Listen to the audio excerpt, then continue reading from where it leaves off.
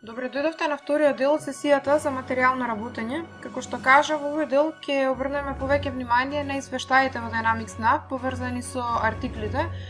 Овој софтвер нуди навистина голем број на извештаи поврзани со артиклите, како нивно количинско, вредносно прикажување, комбинација од количинско и вредносно прикажување, лагер листи, старосна структура на залиха, цени на артиклите поврзани со различни добавувачи, историски податоци и многу други навистина корисни извештаи во зависност од дејноста со која што се занимава компанијата.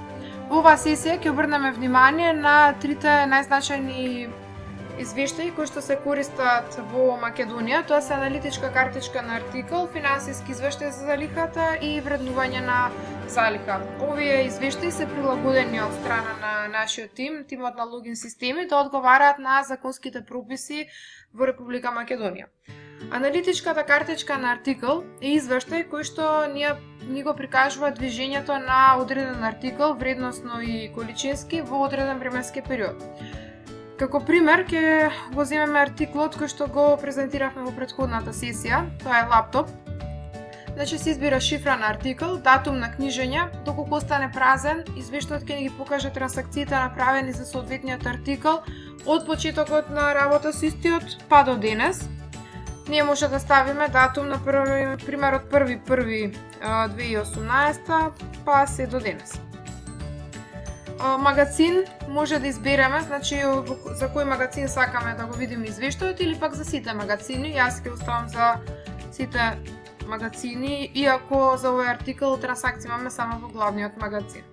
На преглед се генерира извештај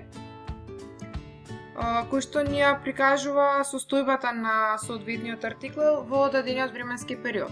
Како што може да видиме, значи го покажува периодот за кој што се однесува и одредени податоци, например локацијата, датум на книжење, типот на документ, дали се работи за приемница, испратница, сторно на приемница, бројот на документ и дел каде што се покажани количинските промени на артиклот и вредносните промени на артиклот. Почетен биланс, доколку пред 1.1.2018 имало трансакции со овој артикл, почетниот биланс ќе ни покажеше колку било тоа количински и вредносно. Понатаму, значи, може да видиме дека има за артикл приемница, испратница, приемница, сторно на приемница, каде што особено внимание е обрнато да се задржи страната на книжење, должи или побарува, значи доколку се работи за приемница, оди во должи, доколку се работи нели за сторна на приемница, оди во должи со минус, доколку се работи за испратница, односно продажба на роба, оди во побарува. Вредносното прикажување на артиклите е дадено во вториот дел на извештајот и долу имаме податок вкупно за соодветниот магазин за периодот и вкупно за сите локации за периодот. Значи, доколку за овој артикл имаше трансакции во некои други магазини, ќе ги имавме дополнително во извештајот и најдолу ќе беше вкупен износ за тој артикл во сите магазини. Би сакала да обрнете внимание на овој износ, значи 1.260.000, што ни покажува дека на 26.2. од овој артикл имаме вредносно 1.260.000 денари на залих. Извештајот може да се испринти или да се зачува во Excel, PDF и во Word.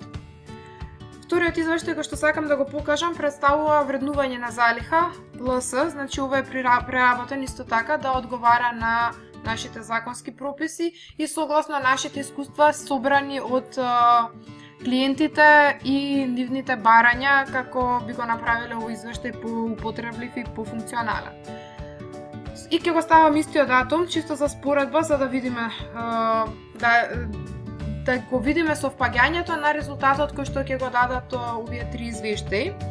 Може во број, може да го ставиме артиклов кој што го разгледуваме или пак да оставиме празно, доколку оставиме празно ќе се дадат трансакциите со сите артикли во соодветниот временски период.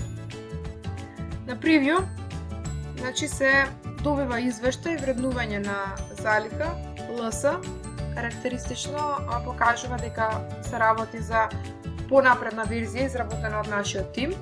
И овој извештај ги содржи следните колони: почетна состојба на 31.12.2017, зголемување, односно прием на артиклите, почетна состојба плюс зголемување, значи влез, фактички нето влез, намалување и салдо на соодветниот датум.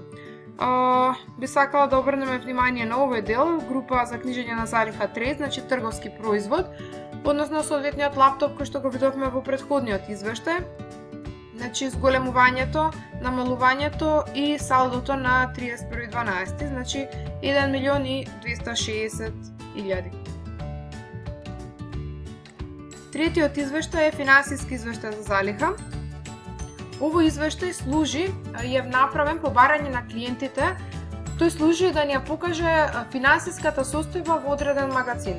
Значи, доста е корисен доколку се работи за компанија која што има повеќе магазини и каде што би сакале вкупната вредност на залихата што клиентот ја има во сите магазини да биде прикажан и при тоа да се спореди со контото во главна книга. Може исто така да се генерира по артикл за соодветен датум на книжење за еден или сите магазини. Ние за овој пример ќе покажеме за истиот датум за кој што ги изгенериравме и другите два извештаи.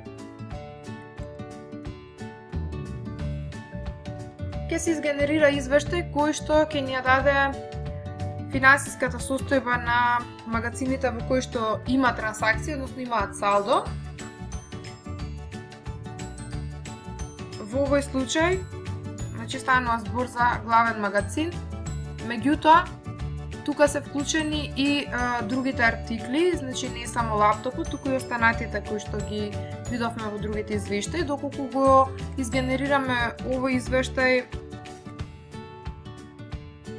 само за артиклот лаптоп, би можеле да направиме споредба со другите два извештаи. Сакав да кажам за копчето прикажи детали, доколку ова е штиклирано, тогаш ќе се прикажат детално сите трансакции поврзани со соодветниот артикл. Доколку не е штиклирано, ќе се прикаже само збирен износ на вредностите.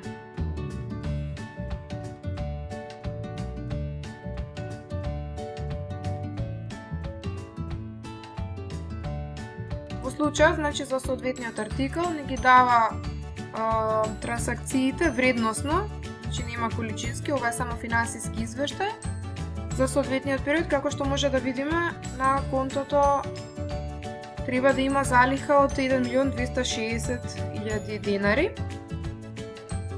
Значи сите три извештаи покажуваат подеднаков податок, што е добар за крос-чекинг на веродостојноста на самите извештаи и во зависност од различните потреби барање на клиентот може да се ги генерира различните типови на извештаи.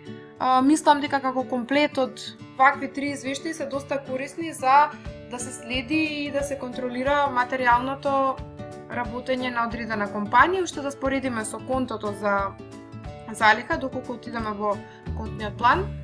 Значи во нашиот пример е употребено